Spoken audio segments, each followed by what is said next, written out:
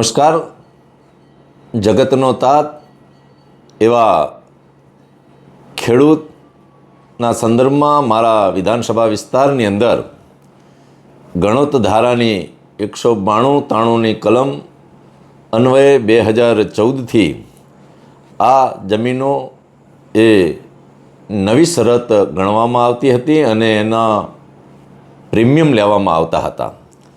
અને ત્યાર પછી કોંગ્રેસના ધારાસભ્ય 2017થી 2022 સુધી રહ્યા. એમણે એક પણ વાર આ પ્રશ્નના નિરાકરણ માટે સરકારમાં કોઈ વાર રજૂઆત નહીં કરી.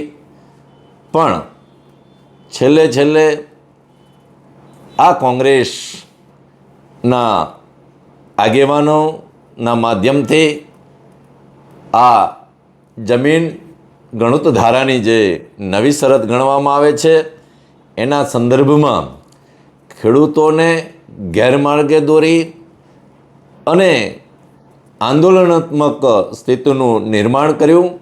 અને ત્યારે 24 ફેબ્રુઆરીએ મેં એક વિડીયો કરી અને મારા વિસ્તારના આ તમામ 7 ગામના ખેડૂતોને અવગત કર્યા હતા કે સરકાર આના માટે પોઝિટિવ વિચારી રહી છે. હું જ્યારથી ધારાસભ્ય બન્યો 2022થી ત્યારથી શરૂઆતથી જ આ 192-93ની કલમ અને એને નવી શરત જે ગણે છે એને જૂની શરત ગણવી જોઈએ એના સંદર્ભમાં મેં માનનીય મુખ્યમંત્રીશ્રીને અનેકવાર રજૂઆતો કરી છે. માનનીય મુખ્યમંત્રીશ્રી પણ ખૂબ પોઝિટિવ છે, સકારાત્મક છે અને આ પ્રશ્નનું નિરાકરણ એ ટૂંક જ સમયમાં આવવાનું છે.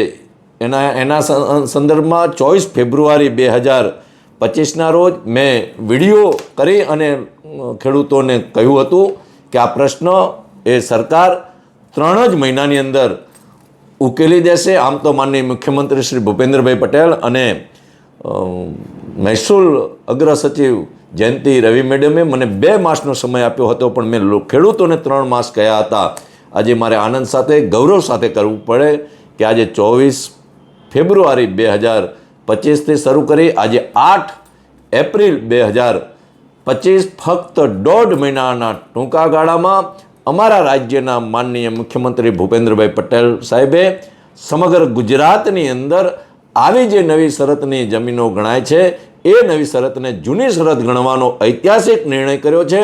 ત્યારે ખાસ કરી મારા મત વિસ્તારના ખેડૂતો વતી હું માનનીય મુખ્યમંત્રીશ્રીનો ખૂબ ખૂબ આભાર વ્યક્ત કરું છું. આભાર.